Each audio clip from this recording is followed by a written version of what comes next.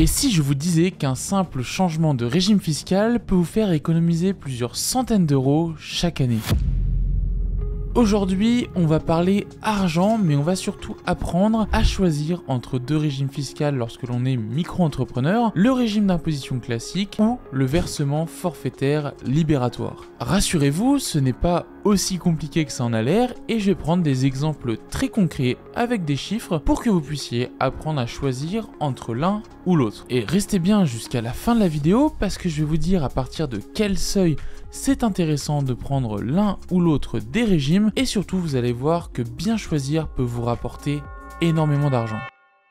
Salut les micro-entrepreneurs, c'est Benjamin, j'accompagne des milliers d'indépendants tous les mois à gérer leur comptabilité et leur facturation avec Abi. Bienvenue dans cette vidéo. On va commencer par le versement libératoire. Imaginez, vous recevez votre chiffre d'affaires et tous les mois ou tous les trimestres, comme pour payer vos cotisations sociales URSSAF, vous payez instantanément votre impôt. Pas de recalcul à la fin de l'année, pas de mauvaise surprise quand on découvre combien on doit aux impôts, et bien ça, c'est le versement libératoire. Concrètement, dès que vous déclarez votre chiffre d'affaires à l'URSSAF tous les mois ou tous les trimestres, un pourcentage de votre chiffre d'affaires va être prélevé en fonction du type de votre activité pour que vous puissiez payer directement votre imposition. Ce sera 1% pour l'achat-revente de marchandises, 1,7% pour les prestations de services BIC et enfin 2,2% pour les prestations de services BNC. Vous êtes donc prélevé au même moment que vos cotisations sociales URSSAF et vous n'avez donc plus à vous soucier de votre imposition pour cette année. Attention,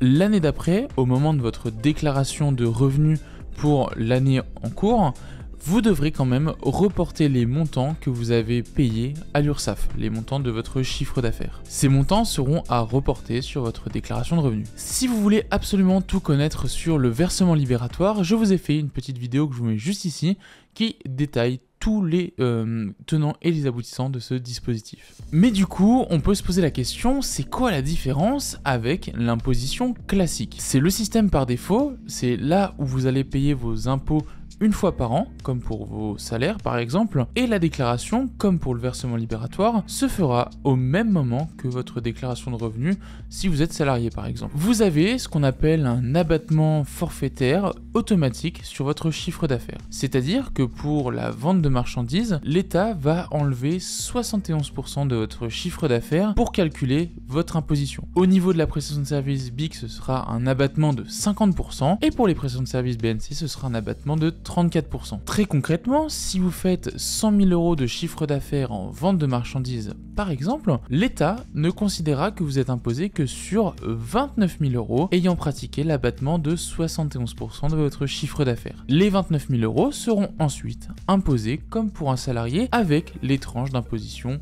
classiques. Donc on connaît les tranches, c'est 0%, 11%, 30%, on a 41% et ça va même jusqu'à 45% de vos revenus. Ici, on n'a pas la possibilité de payer mensuellement, mais on peut quand même verser des acomptes tous les trimestres tout au long de l'année ou alors faire un paiement à la fin de l'année. D'ailleurs, comme pour le versement libératoire, si vous voulez connaître vraiment tous les détails de ce mode d'imposition, je vous ai fait une vidéo que je vous mets juste ici. Pour que vous compreniez bien la différence entre les deux modes d'imposition, voici un petit tableau que je vous ai concocté avec les avantages et les inconvénients de chaque régime d'imposition. Au niveau du calcul de l'impôt, pour le versement libératoire, le pourcentage il est forfaitaire sur le chiffre d'affaires brut.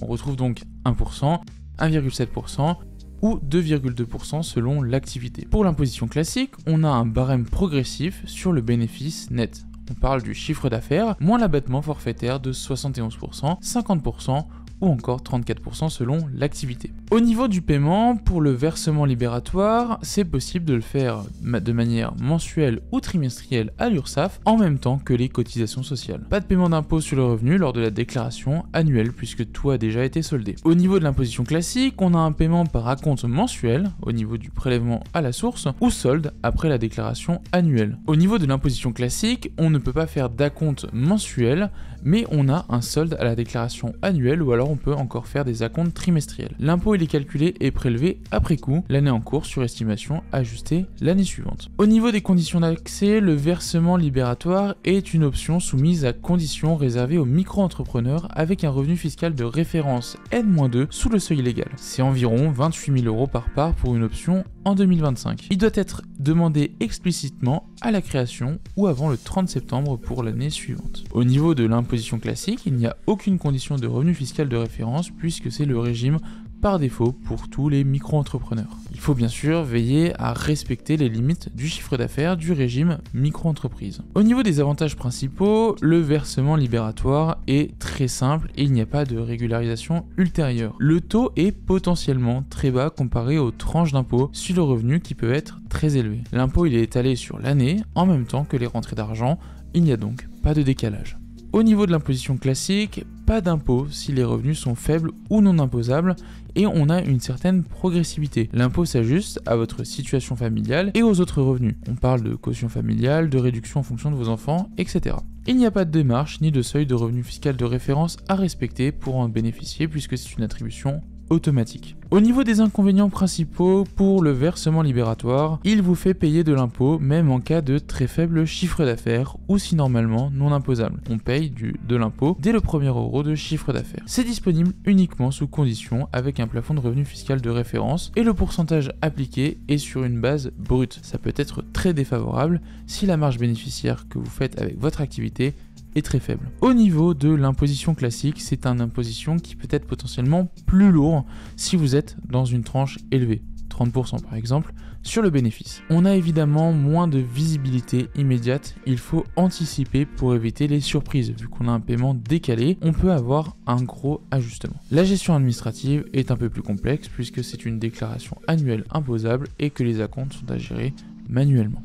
On va maintenant passer à des exemples très concrets avec des chiffres. Restez bien jusqu'à la fin de la vidéo parce que après on va voir à partir de quel seuil c'est intéressant de passer au versement libératoire ou alors à l'imposition classique. Avant de passer aux chiffres et aux exemples très concrets, je sais que vous êtes 88% à regarder cette vidéo et à ne pas être abonné à la chaîne d'Abi, donc n'hésitez pas à vous abonner, ça soutient évidemment notre travail, c'est gratuit, et à mettre un petit pouce bleu sur la vidéo, ça me fera extrêmement plaisir. Merci. Et nous voilà sur les exemples très concrets où on va voir un petit peu les sommes qu'on va payer en fonction du différence d'imposition qu'on prend, donc impôt sur le revenu classique ou versement libératoire. Alors commençons par l'imposition sur le revenu classique.